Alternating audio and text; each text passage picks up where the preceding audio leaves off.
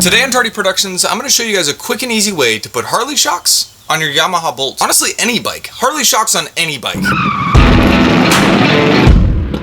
Now, I've seen people use stock Dyna shocks, the FX DX ones or the regular ones, all the way to like Legend suspension or progressive like the ones that I'm going to be using. It's entirely up to your budget, the preference on how high you want the bike, and really what you're going to be doing with the bike. But once you've acquired the shocks that you want to put on your bike, you're going to need a few tools. The first of which is going to be an angle grinder. You're going to need both a cut wheel and a flap disc. Now, if you have to choose between the two of these because you don't want to buy both, choose the cut wheel because we're actually going to need to cut something.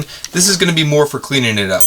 The next thing you'll need is a drill and a 9/16 drill bit, which is one size larger than the holes on the Harley shocks. The last thing you'll need is the tools to actually mount the shocks on the bike. This is a T40 Torx security bit. You'll need that, a 17mm socket, and a ratchet. Then, depending on the height of shocks that you get, you may need to adjust your belt, which requires you to pull the back tire back a little bit, but we'll get to that later. So after talking with quite a few people about what I need to worry about when drilling through this, they all said not to overheat this inside metal bushing so that the outside rubber bushing melts. While you're drilling, it will get hot. No matter what you do, drilling through stuff, it's friction, which equals heat. You understand, you know science. We're going to try to keep the heat of this drilling as low as possible. We're going to do that with using motor oil. Now, there is probably oil for drilling and all that stuff, but I have this motor oil and I wanted to use something that everybody's got on hand if you own a Yamaha Bolt. So the first thing we're going to do is we're going to take a little bit of this oil and just rub it on the inside of here. You're going to want to drill it nice and straight. I don't know if you can see that, but this is spinning, which is not good.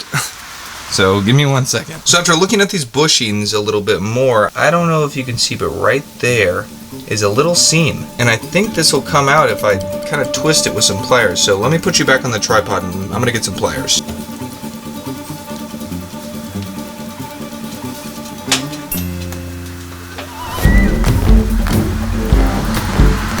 Oh my gosh, dude. Okay, well this sucks for you guys because now you're not going to be able to watch me drill these shocks.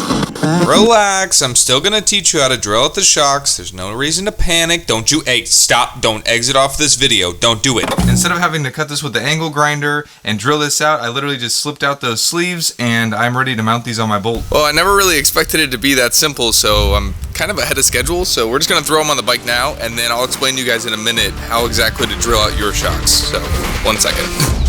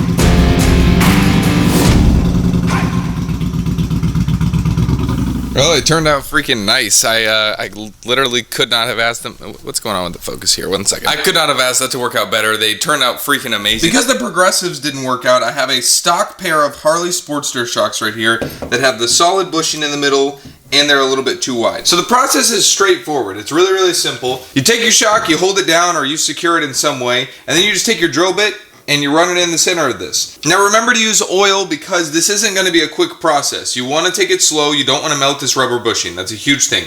So drill a straight hole, remember to do that, and remember that the bushing cannot overheat and melt. The next step after drilling is going to be cutting, and the reason you have to cut this is because the width of this part of the shock is just a bit too wide to fit on the Yamaha Bolt. So the way to fix this is to cut it flush with this inner circle silver section right here. That was a lot of S's. You'd cut and very carefully go straight down on that. It's not going to take off much, but if you added up both these sides, it actually does equate to quite a bit. Then after that, I like to take a deburring tool or a file and just take out all the scraps that will be inside this hole, because you just drilled and cut it. Well guys, I hope the video was helpful. I'm sorry it took an unexpected turn. I mean, it worked out for me, kind of not so much for you, but worked out for me. Hey, at least you know if you buy progressive shocks, at least the higher end ones, they have the inner sleeves as 2-piece, so you can just take it out. So, you're welcome. I cannot wait to test out these shocks more. I've had a little bit of ride time on them, and dude, they are gorgeous. They run amazing. If this happens to be the first video that you've watched of mine, definitely subscribe. We put out content like this all the time, every other week, every week. It just depends on how I'm feeling. But on that note, I'm Aaron, this is Tardy Productions, and I cannot wait to see you guys next week.